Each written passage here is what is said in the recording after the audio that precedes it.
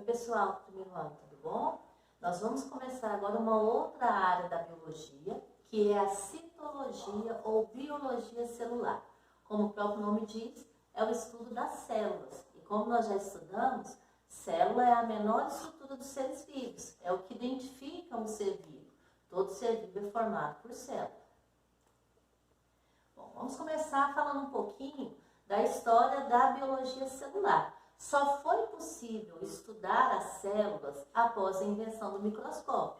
Sem microscópio, sem um aparelho para aumentar o tamanho e permitir a visualização, não é possível estudar a célula, certo? Então, a história da citologia, ela acompanha a evolução do microscópio. Quanto mais evoluído, mais coisas, mais estruturas celulares foram sendo descobertas. O primeiro microscópio, ele foi inventado em 1595. E aí, a partir daí, vários outros cientistas foram utilizando essa descoberta, esse aparelho, para observar pequenas coisas. Até que um cientista chamado de Robert Hooke teve a ideia de observar como era a constituição dos seres vivos. E aí ele descobriu a célula. Robert Hooke, ele conseguiu visualizar as primeiras estruturas celulares, primeiras células, observando um pedaço de cortiça. O que era cortiça? É aquela casca da árvore, aquele tecido vegetal morto. Só que Robert Hooke, ele cometeu um erro, porque a casca da árvore não é viva. Então ali ele não conseguiu visualizar células. Quando ele aumentou o tamanho, cortou um pedaço da cortiça, aumentou o tamanho no microscópio, conseguiu visualizar de uma forma maior, ele percebeu uma grande quantidade de buraquinhos, uma grande quantidade de espaços vazios. Por que ele viu esses espaços vazios? Porque, na realidade, ele viu os espaços deixados pelas células que morreram, já que a cortiça, o súber, é um tecido morto. Mas como ele não tinha esse conhecimento, ele não sabia, ele pensou que os seres vivos eles eram formados desses pequenos espaços vazios. Por isso ele deu o nome de célula. Célula significa pequena cela, e cela é um espaço vazio. Então, a palavra célula, ao pé da letra, significa pequeno espaço vazio. Depois que descobriram que os seres vivos não eram formados por pequenos espaços vazios, o nome já tinha sido disseminado na comunidade científica e ficou como tradição. Mas célula não é um pequeno espaço vazio.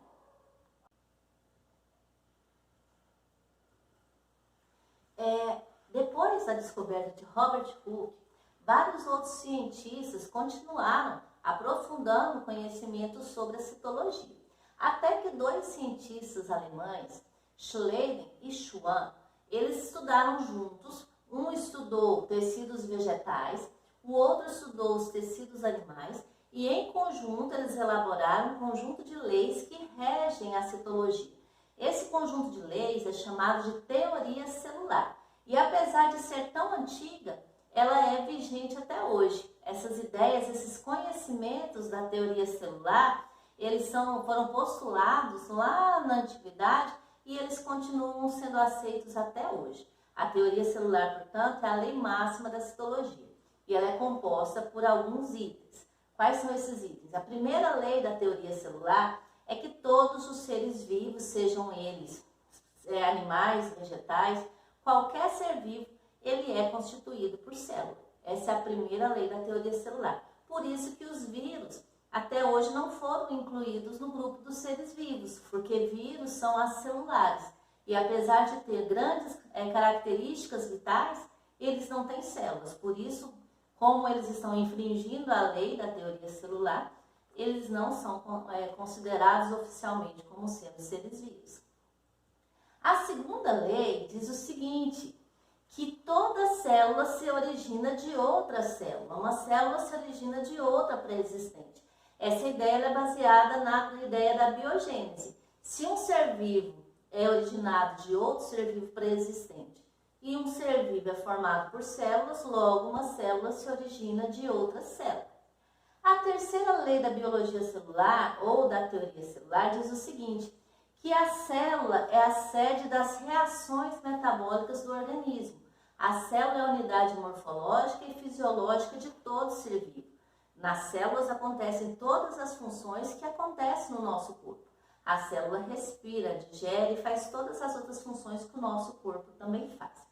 E por último, a quarta lei, a célula é a sede da hereditariedade. É lá no núcleo celular que existem as informações hereditárias que passamos para os nossos filhos e aí eles também recebem essas informações e formam organismos complexos, graças a essas informações presentes dentro das suas células.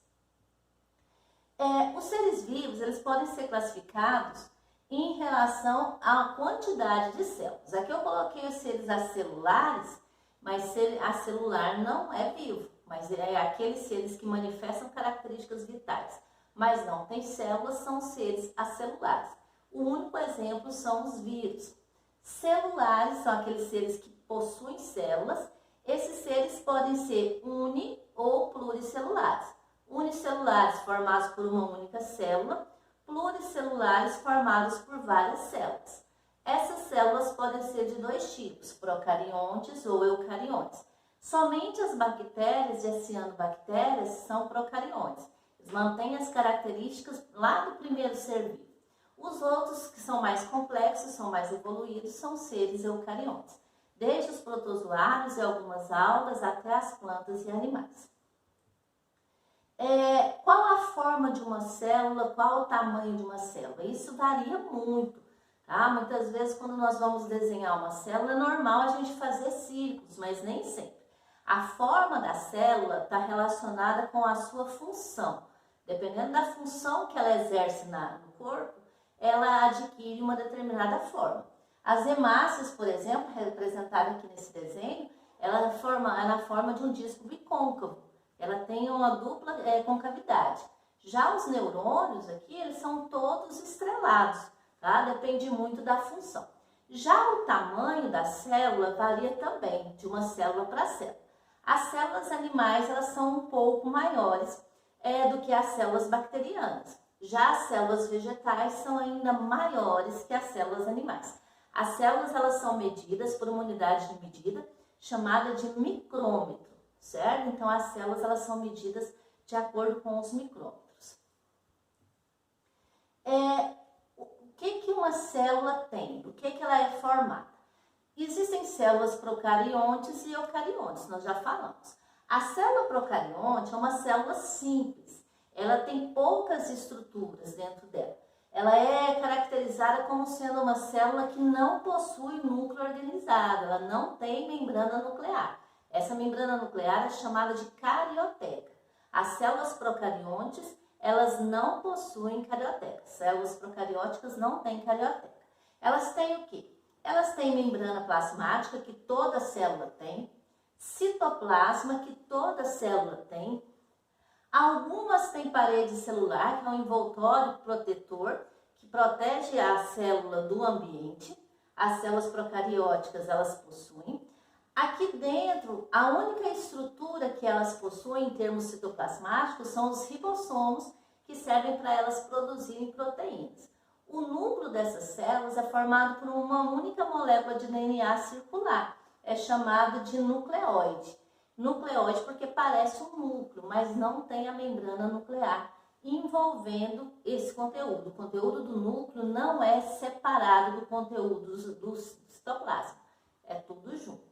E aí, em algumas células tem flagelo, em outras tem pílice, que são semelhantes a pelinhos, tá? Mas o que é comum a todas as células, membrana plasmática, citoplasma e núcleo.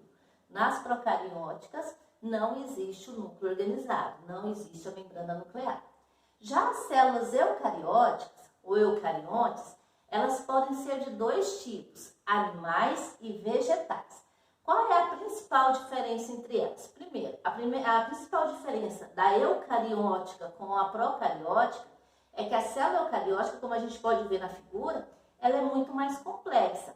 Ela possui várias estruturas celulares, que são chamadas de organelas ou orgânulos celulares. E uma coisa interessante é que o núcleo dessa célula ele é todo delimitado, ele é separado das outras porções do citoplasma.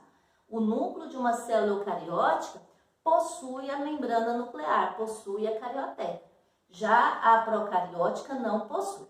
Uma célula animal não tem parede celular. A parede celular não existe na célula animal, somente na vegetal. Então, a primeira parte que a gente encontra numa célula animal é a membrana plasmática.